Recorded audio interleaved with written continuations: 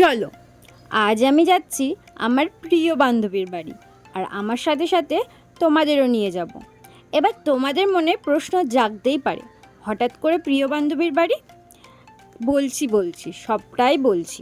পুরো ভিডিওটা দেখলে সবটা জানতে এমনিও পারবে। তো বলেই ফেলি কেন যাচ্ছি হঠাৎ করে ওদের বাড়ি। আজ ওর একটা খুব স্পেশাল দিন।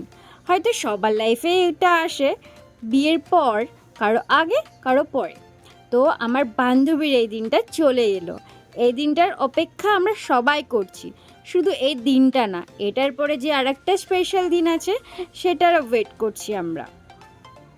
আশা করছি অনেকেই বুঝতে পেরে গেছো যারা আমার প্রিয় বান্ধবীকে চেনো, মানে পূজাকে চেনো। তো তাদেরকে বলার কিছুই নেই, আর যারা জানো না তাদেরকে বলি, আমার প্রিয় বান্ধবী মানে পূজা, তার আজ সাজ ছিল। তো সেই জন্যে তাদের বাড়িতে যাওয়া তড়িঘড়ি করে। আর ও আমাকে সকাল সকাল ডেকে নিয়েছিল, কারণ ও বলেছিল ওকে নাকি সাজাতে আমাকেই হবে, আর ওর সাথে সাথে সব সময় থাকতে হবে। বেস্ট ফ্রেন্ড বলে কথা বলো, এরকম না হলে হয়? আমি আরও এরকমই।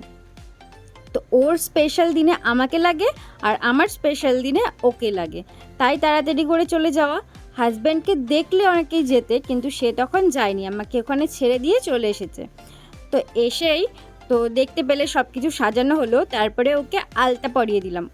ওর আলতা পরার সময় হয়নি, তাই আমি বললাম আমি পরিয়ে দিচ্ছি। তারপরে দেখো ওকে রেডি ফেডি করিয়ে বসিয়ে দিয়েছি ওখানে, আর এখানে ওর খাবারগুলো গুছিয়ে দেওয়া হচ্ছিল। কাকিমা ওকে আশীর্বাদ করে নিল। কাকিমার সাথে সাথে তোমরাও ওকে আশীর্বাদ করো, ওর যেন আগামী দিন খুব ভালো হয়, সব কিছু ভালোভাবে কেটে যায়। বুঝতেই পারছো কোন দিনের কথা বলছি।